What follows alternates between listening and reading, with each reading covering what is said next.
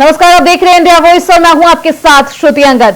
Bulletin की करते हैं शुरुआत। प्रयागराज से बड़ी खबर सामने आ रही है। सपा के विधायक इरफान सोलंकी की मुश्किलें बढ़ी। महिला के घर आगजनी के मामले में मुश्किलें बढ़ी है। इरफान सोलंकी को मिली 7 साल की सजा को बढ़ाए जाने को लेकर दाखिल की गई है अपील। यूपी सरकार ने इलाहाबाद हाईकोर्ट में दाखिल की है अपील।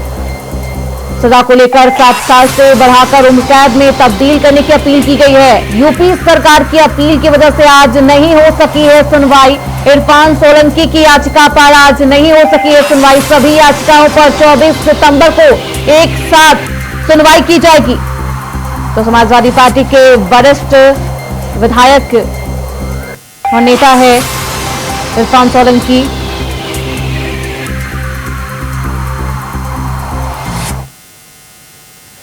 वहीं नोएडा से बड़ी खबर सामने आ रही है। जेपी हॉस्पिटल में जमकर मारपीट हुई है। मामूली कहासुनी के बाद गार्ड के साथ दबंगों ने मारपीट की है। लिफ्ट में जाने को लेकर दबंग आग बबूला हो गए। मारपीट का वीडियो वायरल हो रहा है। सेक्टर एक्सप्रेसवे थाना क्षेत्र के सेक्टर 128 की ये घटना बताई जा रही है। तो मारपीट का ये वीडियो वायरल है। मामूली कहासुनी के बाद गार्ड के साथ दबंगई दिखाते हुए दबंगों ने मारपीट की है।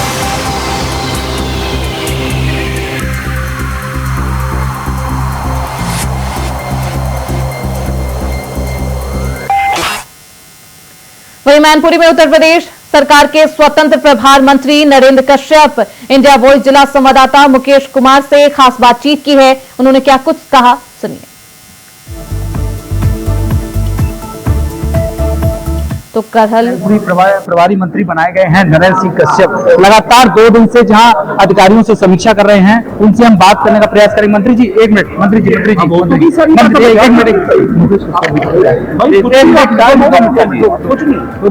लगातार अभी 2 दिन से आप मूवमेंट कर रहे हैं, किस तरह सरकार की योजनाओं की जो समीक्षा की है, कुछ मूवमेंट कुछ ऐसा रहा हो जो लगा आपको सुधार किया?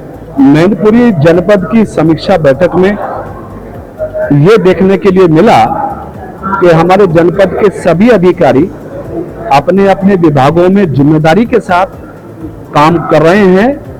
विभागों को समीक्षा बैठक के माध्यम से, क्योंकि सीएम पोर्टल से सीधा समीक्षा का भाव रहता है, 1+ हमारे विभागों को मिला है। कुछ विभाग ऐसे हैं जिसमें जैसे स्वास्थ्य है, शिक्षा है, तो इन विभागों में और अच्छा करने की आवश्यकता है। तो उसके लिए हमने अधिकारियों को निर्देशित किया है। हम उम्मीद करते हैं कि आने वाले समय में जो छोटी मोटी कमियां हैं। सपा के घर में आप प्रभारी बनाकर भेजे गए, उपचुनाव होना है अभी हाल ही में करैल विधानसभा। वहाँ के समाजवादी पार्टी के लोग कह रहे हैं कुछ भी यहाँ होने वाला नहीं है। मुख्यमंत्री भी आ रहे हैं, डिप्टी सीएम प्रभारी जी आपको बतौर लेके लगातार चर्चा कर रहे हैं। क्या ये सपा का गढ़ वाला मामला अब चलता नहीं है क्या? सपा गढ़ तो आजमगढ़ में भी था, वहाँ जीती ना भाजपा। रामपुर भी था, जीती ना भाजपा। मैनपुरी भी है, जीती ना भाजपा। 2 गांव में जीती भाजपा, करेल में भी भाजपा जीतेगी। अभी गड़बड़ खत्म होगा ये सब, अब चलने वाला नहीं है। जातिवाद का बहुत मुद्दा है। संविधान खतरे की बात लगातार इनसे लोकसभा चुनाव में भी समाजवादी पार्टी ने इसको बखूबी प्रचार में लिया है। क्या लगता है संविधान खतरे में लाने वाले या किस तरीके की है सुरक्षा, जो सीमा सुरक्षा की बात? अखिलेश यादव जी के नेता राहुल गांधी जी ने बता दिया ना, अमेरिका में राहुल गांधी जी विदेश की धरती पे बोल रहे हैं कि हम समय आने पर पिछड़ों का आरक्षण समाप्त कर देंगे। अब अखिलेश जी जवाब दे दें कि राहुल गांधी जी के साथ वो आरक्षण समाप्त करने के लिए उनके साथ हैं क्या, और यदि नहीं तो स्पष्ट करना चाहिए उनको। धन्यवाद। तो ये थे प्रभारी मंत्री नरेंद्र सिंह जी, जिनसे हमारी बातचीत हुई और उन्होंने कहा है कि लगातार जिस तरीके की समाजवादी पार्टी अपने आप को गढ़ कहती है मैनपुरी, अब ऐसा बिल्कुल भी नहीं रहेगा। हर संभव प्रयास करते हुए भारतीय जनता पार्टी करहल पर कमल खिलाने का काम करेगी। मैनपुरी से इंडिया वॉइस के लिए रायबरेली में बड़ा मठ डलमऊ में जम्मू कश्मीर के एक मुस्लिम युवक ने हिंदू बनकर दीक्षा लेने की कोशिश की है। आधार कार्ड मांगने पर उसने ड्राइविंग लाइसेंस दिखाया, जिसमें उसका पता जम्मू कश्मीर लिखा था। इससे पहले कि मठ के साधु संत सूचना देकर पुलिस को बुलाते मुस्लिम युवक फरार हो गया है।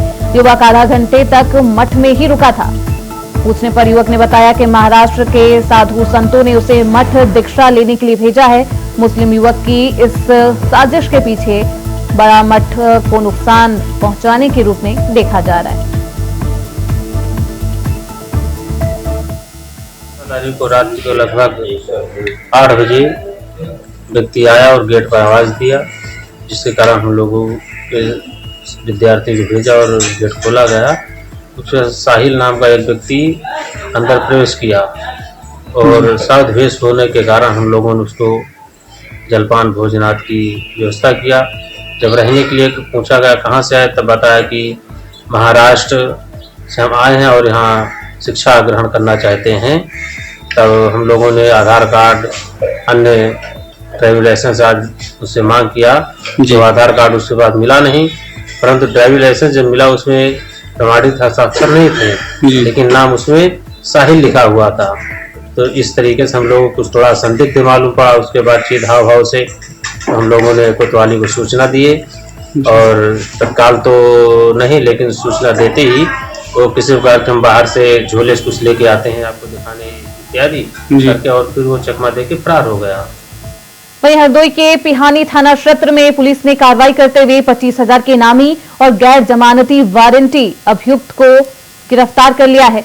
अभियुक्त पहले से कई गंभीर आपराधिक मामलों में वंचित बताया जा रहा है। अभियुक्त पर हत्या के प्रयास, आर्म्स एक्ट और अन्य धाराओं में कई मुकदमे दर्ज है। पुलिस ने चेकिंग के दौरान कार सवार अभियुक्त को गिरफ्तार किया। वहीं 2 अन्य मौके से फरार बताए जा रहे हैं, जिसके बाद पुलिस ने आसपास के क्षेत्र में तलाशी अभियान भी चलाया।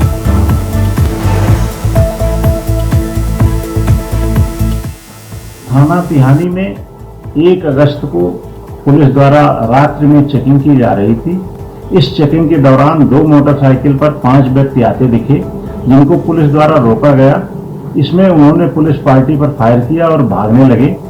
पुलिस द्वारा घेराबंदी करके 2 व्यक्तियों को उसमें गिरफ्तार किया गया था और जेल भेजा गया था।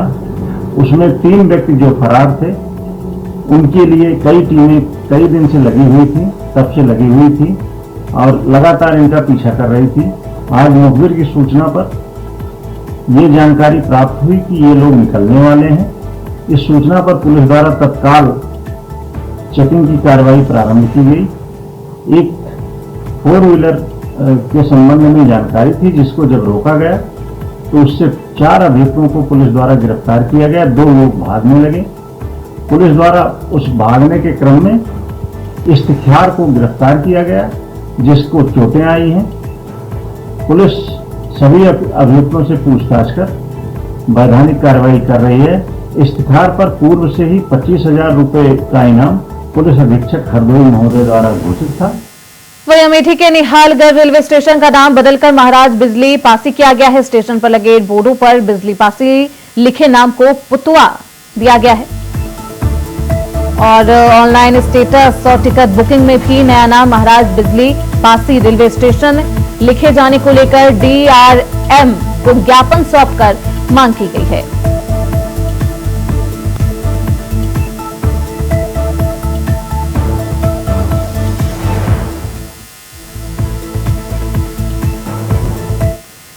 वहीं बाहरी क्षेत्रों में लगातार हो रही बारिश के कारण नदी उफान पर है। अयोध्या की रुदौली तहसील क्षेत्र में सरयू नदी उफान पर होने से आसपास के गांव में बाढ़ जैसे हालात हो गए हैं। कई गांव के संपर्क मार्ग टूट गए हैं। बारिश से हुए जल भराव से किसानों को काफी नुकसान हुआ है। सैकड़ों किसानों को सीधा नुकसान हुआ है। किसानों की हजारों बीघा गन्ना और धान की फसलें जलमग्न हो गई है। विधायक रामचंद्र यादव ने बाढ़ पीड़ितों से मिलकर उन्हें राहत सामग्री बांटी है। वहीं इंडिया वॉइस की टीम ने रुदौली तहसील क्षेत्र के किसानों से बाढ़ के पानी से होने वाले नुकसान को लेकर खास बातचीत की है, जिसमें किसानों ने बताया कि पूरे तहसील में लगभग 50-100 बीघा धान और गन्ना की फसलों को भारी नुकसान हुआ है। प्रशासन ने अभी तक बाढ़ से हुए नुकसान का सर्वे नहीं किया है।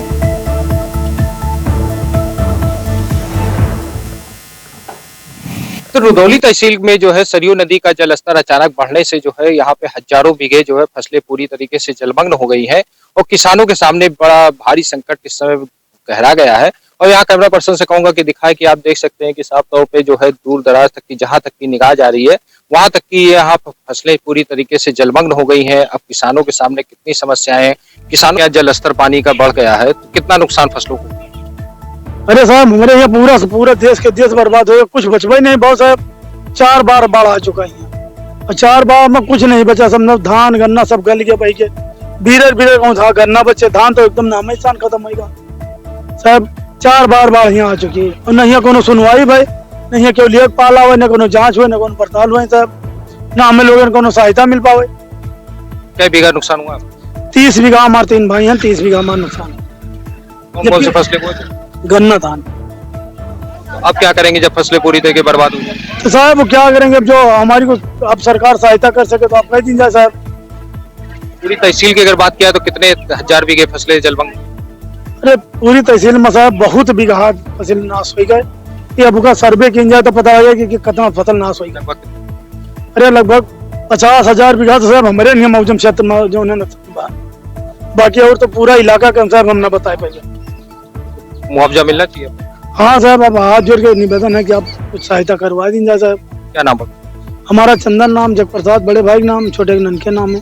3 भाई साहब हम ही हैं और खेती के अलावा कुछ सहारा है नहीं साहब हम लोगों के। बहुत नुकसान हुआ, बहुत पानी आई गवा है और नुकसान बहुत हो गवा है। और हमारे यहाँ गन्ना धान सब गल गया है, कोनो चीज का सुनवाई नहीं है, न सर्वे भवा है और पानी बहुत है, का कोनो सुनवाई की जाए, हम लोग का कुछ सहायता की जाए। क्या नाम है?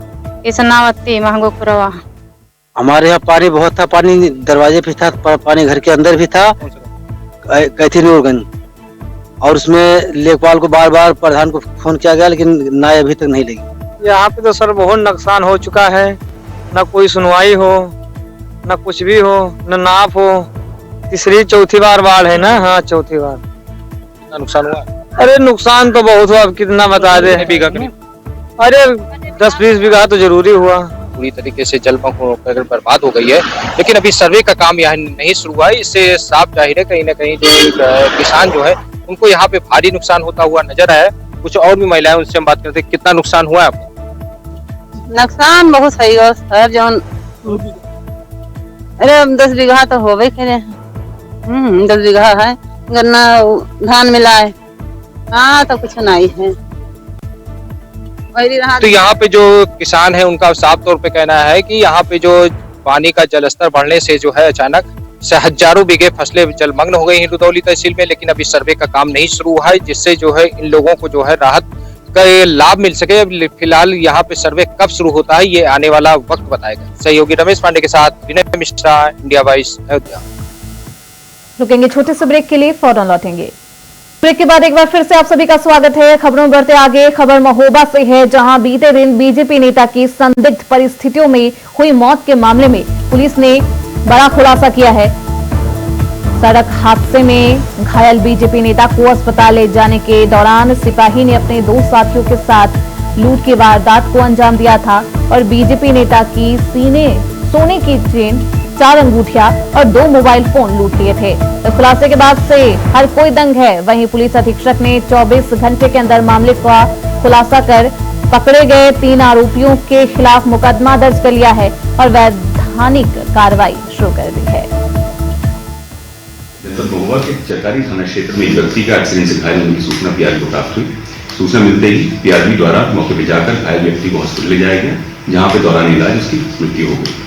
मृतक के घर वालों द्वारा लूट व हत्या की आशंका जताई गई, जिनसे तहरीर प्राप्त कर थाना चरखारी में अभियोग पंजीकृत किया गया। 4 टीमें गठित की गई घटना का सफल अनावरण करने हेतु। इसमें पोस्टमार्टम पंचायत नामांकित कार्रवाई उपरांत शांतिपूर्वक घर वालों द्वारा मृतक के शव का अंतिम संस्कार किया जा चुका है। चारों टीमों के अथक प्रयास के बाद घटना का सफल अनावरण किया जा चुका है। इसमें संज्ञान में आया है कि पीआरबी में नियुक्त एक कांस्टेबल जिसका नाम नीलकमल था, उसने अपने 2 अन्य साथियों के साथ मिलकर के मृतक के पास उपलब्ध 2 मोबाइल फोन, 1 चेन व 4 अंगूठी निकाल ली थी। तीनों अभियुक्तों ने फिर पुलिस ने हिरासत में ले लिया है। उनसे गहनता से पूछताछ के उपरांत सभी माल बरामद किया जा चुका है। उक्त अभियोग में तीनों अभियुक्तों को दाखिल कर माननीय न्यायालय के समक्ष पेश कर जेल भेजा जाएगा। आगे की विधिक कार्रवाई प्रचलित है। वहीं देश के प्रधानमंत्री स्वच्छ भारत मिशन अभियान चलाकर देश को स्वच्छ बनाने का काम कर रहे हैं, लेकिन कानपुर देहात की नगर पालिका पुखराया स्वच्छ भारत मिशन पर पलीता लगाती नजर आ रही है। नगर पालिका पुखराया का नतीजा ये है कि कस्बे के वार्डों और सड़कों के ऊपर नालियां और सीवर का गंदा पानी बह रहा है। लोगों के घरों में गंदा बदबूदार पानी घुस गया है। हर तरफ गंदगी का अंबार दिखाई दे रहा है। पुखराया के सिद्धेश्वरी मंदिर के चारों तरफ पानी भर गया है। नगर पालिका गली मीरपुर मोहल्ला सहित कस्बे की गलियों में बारिश के पानी से सीवर का गंदा पानी गलियों और घरों में घुस गया है। लोग उसी गंदे पानी से गुजरकर निकलने को मजबूर हो गए हैं।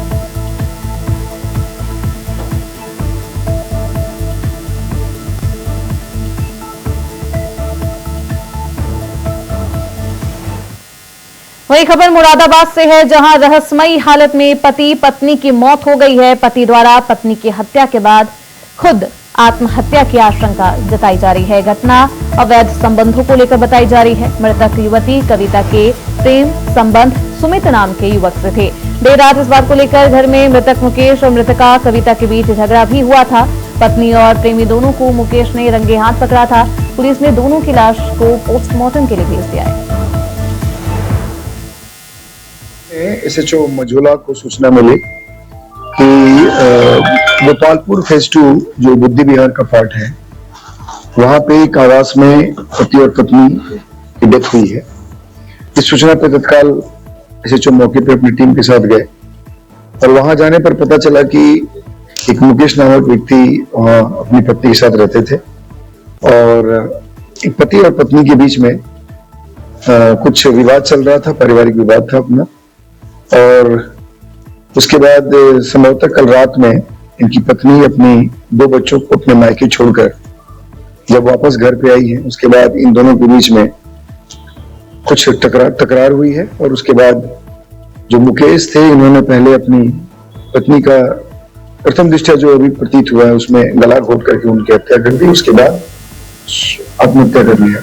वहीं सहरसा जिले में एक नाबालिग युवती के साथ 2 युवकों ने चलती स्कॉर्पियो गाड़ी में गैंगरेप कर घटना को अंजाम देकर फरार हो गए। इसी मामले में आरोपी अजीत कुमार को पुलिस ने गिरफ्तार कर लिया है। इसी कड़ी में गैंगरेप में शामिल मुख्य अभियुक्त अंकुश कुमार को भी पुलिस ने गिरफ्तार कर लिया है। सदर थाना में एसडीपीओ आलोक कुमार ने यह जानकारी दी है। एसडीपीओ आलोक कुमार ने बताया है कि सुबह में अजीत कुमार जो ड्राइवर था उसकी गिरफ्तारी कर ली गई है। सुबह में अजीत कुमार जो कि ड्राइवर थे गाड़ी में, उसकी गिरफ्तारी की जा चुकी थी और नामजद 2 अभियुक्तों में एक अभियुक्त अंकुश कुमार की गिरफ्तारी अभी की गई है तथा शेष एक अन्य अभियुक्त की गिरफ्तारी जल्द ही सुनिश्चित की जाएगी। सर, गाड़ी किसके नाम से थी और मुख्य आरोपी कौन है? मुख्य आरोपी दोनों नामजद अभियुक्त हैं, अंकुश कुमार और बिट्टू कुमार। और गाड़ी अंकुश कुमार की माता जी के नाम पे है और इन्होंने गाड़ी में साक्ष्य भी छुपाने का प्रयास किया था। उसे धो दिया गया था गाड़ी को अच्छी से। तो हमारी एफएसएल टीम द्वारा भी गाड़ी की जांच करा ली गई है। वहीं उत्तर प्रदेश कानून व्यवस्था को लेकर सरकार के खिलाफ कांग्रेस का हल्ला बोल। उत्तर प्रदेश के 18 मंडलों पर कांग्रेस ने प्रदर्शन किया है। लखनऊ के शहीद स्मारक पर कांग्रेस कार्यकर्ता कांग्रेस प्रदेश अध्यक्ष अजय राय के नेतृत्व में प्रदर्शन किया गया। सांसद राकेश राठौर और बाराबंकी से सांसद तनुज पूनिया भी इस प्रदर्शन में शामिल हुए थे।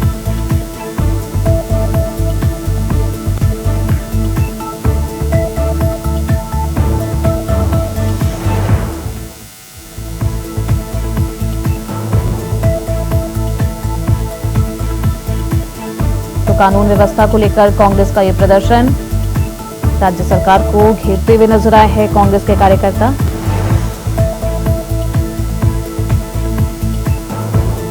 तो कांग्रेस ने प्रदर्शन किया है। लखनऊ में अजय राय भी पहुंचे थे। इस प्रदर्शन में कानून व्यवस्था को लेकर योगी सरकार को घेरते हुए नजर आए थे। प्रदेश अध्यक्ष अजय राय के नेतृत्व में यह प्रदर्शन निकाला गया। कांग्रेस ने प्रदर्शन किया है तो कानून व्यवस्था को लेकर कांग्रेस का हल्ला बोल देखने को मिला।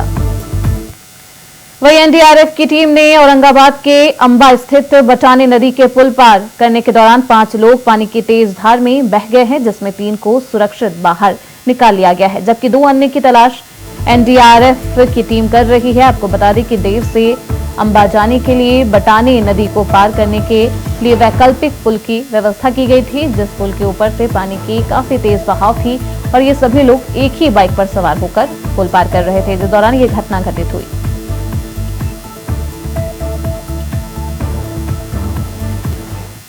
आपके समाज के कुछ लोग नदी में बह गए हैं। हम लोग वहाँ से आए, सबसे पहले घटनास्थल पर गए। घटनास्थल पर जाकर पता चला कि उन लोग हॉस्पिटल चले गए। हॉस्पिटल आने के बाद देखे हम लोग कि एक शीला देवी है, तो लगभग 45-50 साल की उम्र के हैं और एक बच्चा 2 साल का है और एक संतोष पाल है लगभग 30 साल का है। हम लोग बेड पर थे, हम लोग जानकारी लिए तो पता चला कि उन लोग दोनों भी डर गए थे, तीनों डर गए थे। वहाँ के निवासी लोग वहाँ मतलब छाने उन लोग को नदी में से और 2 लोग का भी पता नहीं चला। वही दानापुर दियारा की स्थिति बाढ़ का पानी घुस जाने की वजह से बद से बदतर होती जा रही है। गांव के बीच से होकर गंगा गुजरती है, इसलिए स्कूल, पंचायत और घरों में भी पानी घुसने लगा है। झोपड़ी नुमा घरों में भी पानी से लबालब ये झोपड़ी भर चुका है। नासरीगंज से दियारा जाने में भी लोगों को परेशानियों का सामना करना पड़ रहा है। ऐसे में सरकार की तरफ से कोई व्यवस्था नहीं की गई है। एएनएम और आशा कार्यकर्ता को बाढ़ में काम करने के लिए भेजा जा रहा है, लेकिन समस्या ये है कि यहाँ नाव से जाने में उनके लिए कोई भी सुरक्षा की व्यवस्था नहीं की गई है। आप लोगों के माध्यम से, सोशल मीडिया के माध्यम से बड़े पैमाने पर गंगा नदी में पानी का उफान आ गया और इस उफान की वजह से विकराल रूप धारण कर लिया। आप लोग देख ही रहे होंगे, गांव के अंदर पानी घुस गया है। दानापुर से लेकर के नक्का दियारा से लेकर के जितना गंगा के किनारे का गांव है अब तो मनीर, और जनजीवन बिल्कुल अस्त व्यस्त हो गया है। दुर्भाग्यपूर्ण कल मानस में एक गरीब परिवार का 24-25 साल का लड़का डूब गया, अभी तक उसका लाश नहीं मिल पाया है। कल मैंने एसडीओ से बात किया था, सीओ से बात किया था, तो कल एनडीआरएफ का टीम आते आते, एसडीआरएफ की टीम आते आते विलम्ब हो गया था 4-5 बजे, तो उन लोगों ने कहा कि कल आज शाम हो जाएगा, हम नहीं खोज पाएंगे, मॉर्निंग में जाएंगे। तो मुझे जानकारी प्राप्त हो गई है, जैसे कि सीओ ने वादा किया था कि सुबह 6 बजे मैं भेज दूंगा सर। इसी के साथ इस बुलेटिन में बस इतना ही। देखते रहिए इंडिया वॉइस।